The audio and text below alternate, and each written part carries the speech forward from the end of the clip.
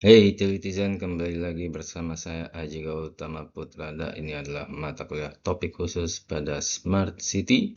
Kita sudah masuk ke pertemuan 4, pertemuan baru. Dalam video satu ini kita akan membahas mengenai pendahuluan security dalam Smart City. Dalam pertemuan sebelumnya kita membahas mengenai AI dalam Smart City. Jangan lupa bahwa teknologi kunci dalam Smart City ada 4, yaitu IoT, AI, Cloud, dan Cyber Security. Nah, kita pertemuan sebelumnya membahas AI, sekarang di pertemuan ini kita akan membahas Cyber Security.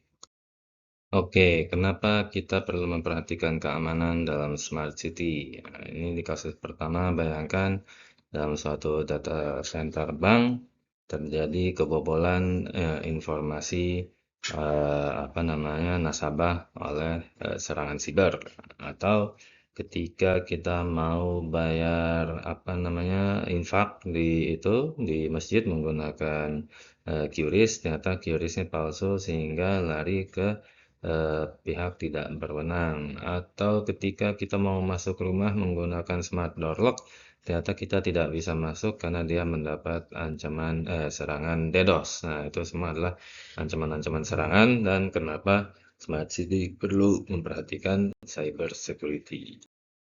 Nah, kemudian ketika membahas security, kita kembali ke keamanan mode kita, sehingga kita pasti ingat CIA triad, yaitu terdiri dari C, I, dan A. C-nya untuk confidentiality atau kerahasiaan, I-nya untuk integrity atau keutuhan, dan A-nya untuk availability atau dapat diakses atau tidak. Nah, kalau misalnya confidentiality itu ketika data kita harus rahasia dan ketika diserang berarti data kita sudah bisa dibobol. Kalau misalnya integrity itu berarti data kita harus tadi utuh.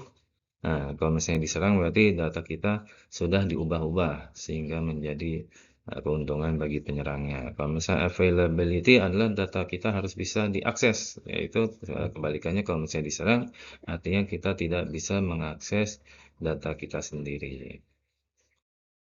Jadi kalau tadi kita bahas CIA triad, nah setiap CIA itu ada serangannya, ada pertahanannya. Kalau misalnya serangannya itu macam-macam, DDoS atau Distributed Denial of Service, kemudian brute force, man in the middle atau MITM, ada phishing, ada SQL injection, ada spoofing. Nah, masing-masing serangan ini mempunyai pertahanan, di mana pertahanannya itu ada IDS, cryptography, anomaly detection, blockchain authentication, dan digital signature. Ini yang paling terkenal aja, nanti di video berikutnya kita akan membahas lebih dalam mengenai masing-masing. Itu adalah akhir dari video pertama. Dalam video ini kita berhasil membahas mengenai ancaman serangan siber dalam Smart City. Nanti dalam video berikutnya kita akan lebih membahas mengenai serangan-serangan yang terkenal. Terima kasih atas perhatiannya. Sampai jumpa pada video berikutnya.